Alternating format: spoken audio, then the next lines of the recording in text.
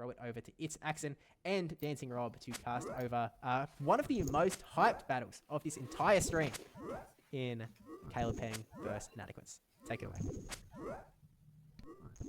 Thank you so much, Steve. Honestly, I feel like we're getting so spoiled here. I really wanted to watch that 2-0 Butters match and cast it. Now I get to cast the one here with Inadequates into CALEBPENG. Hello, welcome to this video where I'm going to showcase some of my matchups in the Clash of the Casters tournament. This is a tournament that PVPSTEVE hosted. He invited the people who played or who casted in the 2024 season, and I was like, yeah, why not? I'd love to play a little bit competitive before Worlds and just try out stuff as well. The results already have all been played, and they are currently being streamed on Twitch. You can see them on the vault if you'd like. I'll put the link in the description, but in this video I'll be showcasing the matchup that I had versus Caleb versus PVPSTEVE and LNDSAUREO. My second and third round matchups were not shown on stream and won't be as well, so I figured I'll make a video of it because I thought they were pretty fun battles. This is the team that I use. It's basically the team that I kind of have been using all season, right? At NAIC I had this team but with Polyrad instead of Viggold. This time I had Viggold again. I'm weaker into opposing Viggold, but I'm strong into Charger Bug, which was my main struggle at NAIC. So basically a pretty standard team that I went with. Hydro Pump on Azumarill, of course. I liked it a lot there. And then this time, instead, at NAIC I had Disarming Voice, but then I realized Swift is gold for getting to at least one charge stack before Gligar or Viggold gets to a second. So that's why I'm running Swift this time, because it allows me to play better shield or switch advantage with Wigglytuff lead. My first round opponent is CALEBPENG. There was no seeding here, and this was definitely one of the harder opponents to get, unfortunately. I don't talk a lot with Caleb, so I don't know his playstyle quite well, but his team does look very much like that of Shiny Dialga, of whom I lost to at the NAIC, so I'm expecting him to take notes from that. The thing that I struggled with the most against that team at the time was the Gligar Charger Bug core, and that made his Shiny Dialga had Licky Tongue instead of Viggold, and something else instead of Goodra, and he had the Feraligatr. And that made my Polyrad so hard to play because Gligar and Charge Bug were so good into me. So let's head into game number 1, see how this goes. Game number 1, I lead Azumarill into Viggold. Tremendous lead. I believe Viggold can take or make the two shields very close here. But it's also against an Icing Play-Rough moveset. I think Hydro Pump makes it better in the 0 and the 1 shield just because I can land a Hydro Pump and farm all the way down. The fact that he's staying in tells me that he might have a Goodra or Gligar. It's likely Gligar. Gligar probably comes out every time. And he might be happy to face this rumor here because now his Gligar in the back may not have to face against it. One thing that also Shiny Dialga had with his team, he had no Wigglytuff answer. And I should have utilized this more against Shiny Dialga. I'm definitely not going to drop that against Caleb now. He stores an attack, goes into Feraligatr. I will throw the Play-Rough here first to soften it up. I can actually lose the one shield here as Wigglytuff, but I'll go in Viggold here. And the reason why is because Wigglytuff just takes... like if it's like a Cresselia, Goodra, Charge Bug, Wigglytuff does a little bit better into those, especially if I can get like shields up. I'm going for the Body Slam here, which at this point I wasn't too sure if I should do that. If I went for Rock Slide, maybe it's too obvious that I might let it go, and he might also farm up more. So he gets Charge Stack Purity, CALEBPENG, good at counting, good at playing. So that's going to knock out my Viggold. He still has an attack on that Viggold of his. Or he's close to. That's okay. I have a 2-shielded Charm, man. What are you going to do? I just charm this all the way down at this point. And I still have like 30% of Azumarill, which has some fast attack pressure into this Gligar as well. So at this point, looking very good. I called the first attack. Was a pretty obvious bait there. I don't want to throw my Icy Wind there. I kind of did want to, but the game seemed a little bit visually not cooperating. Here, I tried to catch, but then I realized, wait. I have 2 shields. I might as well use one and get that bubble off. So he gets damage registration area, super annoying. Otherwise, I would not have shielded because then just one charm takes him out. He goes into Viggold. Body Slam would not knock out here yet, but he makes a smart play. If you only get to 1 attack, Rock Slide does a little bit more when neutrally. But I snuck a bubble, which was big, and now I get 1 charm here and 1 charm there. And I 2-shield charm my way through. Very, very skill play. I'm 1-0 up. Game number 2, I'm going to adapt a little bit. Azumarill is always going to come from my side, hopefully not being on Charge Bug. Let's see. Viggold Mirror, this is okay. My Giratina will not be on it, and he only has so few answers to it. But if you had Feraligatr in the back, that'd be difficult. I build up as much energy as possible, and while I do catch here and wait it like a turn, it's kind of pointless because he has to throw this X-Scissor anyway as soon as I swap in my Giratina. I'm also thinking, what could be in the back here? He must be either wanting to farm up a lot of energy on his Viggold afterwards, or he's trying to bait out the Giratina for Cresselia. If the second one is the case, I kind of have to preserve this Giratina and get back into my Viggold. So let's see. I'm going to undercharge this a little bit, but he shields, which is interesting. I'm going to give a shield as well. I'm okay with that. And the reason why is because it stalls my clock, so I can just swap out after we're done here. I have energy advantage on my Vigorold, so I can just swap that back in and have a lead into his. So this knocks out. Gonna go into my own Vigorold, throw the Body Slam immediately, pressure this Vigorold as soon as possible, because if he throws the Body Slam first, I have to shield, and it's Cresselia in the back, I'm screwed. Let's see. He catches on Cresselia, and this is just fine, honestly. This is very fine, because I can later bring in back in my Giratina to either shield and take it down there, or I can put in some work with my Vigorold here. Gonna go one over, trying to throw him off the count. The game was super laggy at this point too. I mean, that's kind of what I have often when I'm playing against Latam or West Coast.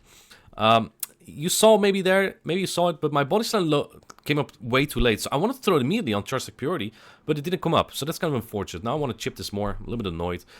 He shields that as well, which is interesting, because if it was Azu, he still wouldn't have to shield it. And I think he lost track of my energy there, because he gets Charge Purity again here. And this puts the Cresselia so low that at this point it's kind of over. I believe he has no shields left. And yeah, I just have a full Azumarill. He goes into Vigorold. I'm just going to go for the player off here. Not much he could do. I went soft ABA to Cresselia, like he went soft ABA to Azumarill in game 1. And I just was a little bit more fortunate with my alignment. I think he also misplayed by shielding the Charger Bug, because it allowed the clock to come up, and then I was able to switch out my Giratina, because otherwise he could get a lot of farm with Vigorold on my Giratina, considering I only have double resisted charge attacks. So yeah, fortunate for me, and I win my first matchup, maybe even my hardest matchup, or that's what I thought at the start. It can't get much more difficult than this, maybe. My next matchup is against the host, PVPSTEVE, and what a monstrosity of a team, dude. Bastiodon, Cresselia, Annihilate together. Yikes. The Australians love Bastiodon as well. It's like only the Worlds qualifiers don't use it, which does say a lot about Bastiodon, maybe. Let's take a look how this is gonna go. I have Hydro Pump Azu, so it has good playing to Basti, but man, Basti on anything else, not great. Let's see. Giratina looks good as well, but it's Liquid I'm afraid of. I lead my Vigorold into Cresselia. I'm ABA to this, so I'm going to stay into this. It's not the worst per se for Vigorold. I just want to get this low, and then I'm hoping it's not going to be Lickitung in the back, so my my Azumarill would have a lot of play here. Let's see. Hopefully it's not Bastiodon as well. As you saw, I brought Talonflame. I like to either go all the way against Bastiodon, or I like to just bluff it. And as you can see here, I do have a little bit of bluff. I have 2 counts as well, of course, but let's see how this goes. Azumarill and Talonflame together are kind of unbreakable. The fact that he has Cresselia lead, though, makes me think there's likely Bastiodon in the back, because his Cresselia with Moonblast is entirely walled by my Pokemon there. I'm gonna go for the Body Slam here. Maybe should have gone for a Rock Slide, because this might not knock out. Even went for Grass, not the crazy man, that also would not have knocked out. He does shield as well, so that's okay. I can get a pretty nice farm down on my Talonflame here. Let's see what he's gonna do. Goes for the Moonblast, knocks me out. Gonna go for the Talonflame. Now he swaps in Gligar, and I'm gonna stay into this. Actually, a regular Gligar, not a Shadow. So that's wrong on my graph, but it's okay. Let's see. Gonna go for the Flame Charge. I don't know what to expect. Either Lickitung or Bastiodon. He also threw in Charge Tech Purity. That's unfortunate. Could have snuck a whole Incinerate through. So I'm gonna shield this just in case it's Lickitung. But if it's Bastiodon, this might lose me the game, because he still has a little bit of Cresselia as well. It means that Cresselia might be able to get to a Grass Knot. Let's see what comes in now. Hopefully not Bastiodon, not Bastiodon, not Bastiodon. It's Bastiodon, of course. I'm going to throw this Flame Charge right here, because now it's still boosted. If I keep this, it's not boosted anymore, it will do less damage. So I might as well just fire it off now and bring this almost into Hydro Pump range, but this Cresselia is way too healthy. It might get to even 2 Grass Knot here. Let's see. I need an entire farm down, that's for sure. I could have thrown here maybe to pull a shield, because now I go a little bit over 100 energy, which is not ideal. Maybe the play was to throw it, but look at how low I am right now. Yeah, I'm not exactly 100 energy, so maybe it was okay. I went 10 over, I think, right? Because 9 bubbles is 99 energy, and then the 10th one at 100 energy is technically 110. He shields that, makes sense, but he makes an enormous misplay here. This is actually charged attack priority. This won't knock out yet, but it puts it so low that 1 Incinerate might knock out. He would lose charge attack priority, so if he just didn't throw here, he would have a Stone Edge for my Talonflame. Talonflame gets 1 Incinerate, knocks out, I take a screenshot, and I win the first game. the second game is not going to be as exciting. Giratina into Cresselia, and this is a pretty good lead. Cresselia can make this quite nasty if it like starts baiting and I start shielding. I actually like to no-shield here often and or bait, just because the Moonblast doesn't threaten Giratina to farm it down just yet, only like in the 2 shields. He actually no-shields that, which is crazy, because the fact that he's staying in tells me he must be having something like Annihilate or Wilmer in the back. Doesn't get the debuff there, fortunately. If I throw in Charge Tech Purity, I should be able to knock this out with an Ominous Wind quite comfortably. Doesn't look to be the best Cresselia as well, because some Cresselia actually hang on there. And he no-shields again. I don't get the boost there. In comes Bastiodon. I'm just going to stay in. I have Vigor for this. If it is Wilmer in the back, I have Cresselia for that, so should be very fine here. We're going to punish this Bastiodon. The audacity, bro. The audacity. Shields the Shadow Ball. And I will be able to get to another Shadow Ball here. A little bit poor timing maybe, but just fine. Shadow Ball is going to do good damage here. I might even be able to get to another one. Can I? Ooh, I think I would have maybe gone to an Ominous Wind. Maybe, but would not have been as testing, right? Throws a Stone Edge, now coming in with the Vigoroth. In the back is Wilmer, there it is, his signature Pokemon, but does not have a good time into my Cresselia. It has Body Slam and Scald, so actually not that bad of a moveset. And it actually has reasonable bulk as well. Obviously, you can't tell by super effective Grass Knot, but it's like similar to like a regular Feraligatr, I would say. Scald's gonna do a good chunk, even if I get debuffed, I don't care. At this point, my full health Vigoroth will sweep this game, and that should be just fine. Grass Knot's going to knock out here. I go for a slide on the charge, maybe to try to get more farm. He actually shields that, but that's okay. It's very much okay. He needs to Scald here. Body Slam will not knock out Cresselia. Might get close, actually. Maybe one Water Gun. See, Body Slam. No, not even close. Gonna go for the Grass Knot. And yeah, that should very much decide the game. I, personally, as Bastiodon user, don't hate Bastiodon too much into Vigoroth, just because all the charge sticks are resisted. Like, a little bit comparable of Registeel into Vigoroth. But you take super effective damage, so... And still, Vigoroth wins like, I think all shield scenarios, but... Yeah, we take out Bastiodon, so I'm happy with that. I'm 2-0 in the tournament now. The third round is against my good friend from Brazil, LNDSAUREO, and our teams look very neutral here. He might fear my Wigglytuff because Lickitung, Annihilate, and Goodra. I have 2 Fairy types for Goodra, might not even come out, and that makes my Talonflame also even better. So let's see how this is going to play out. He only has Annihilate for Vigoroth as well, and I have 5 Annihilate counters, so dare to bring it. I dare you. LNDSAUREO actually is going to get a very unfortunate lead here with the Lickitung into my Vigoroth. And this is very fine for me. He safe switches Charge Bug, and I immediately think, okay, this has to be Skarmory in the back. He's trying to bait out my Talonflame.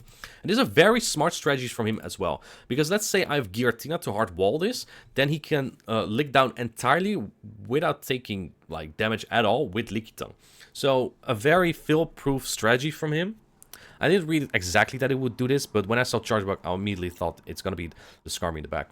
And if it is Skarmory in the back, then Talonflame with a Shield Venge is just going to clean up. I'm going to catch the Resisted X-Scissor here on Azumarill, solely on the thought that it's likely Skarmory in the back. So I'm just going to sacrifice this. He saves a Discharge, very smart play.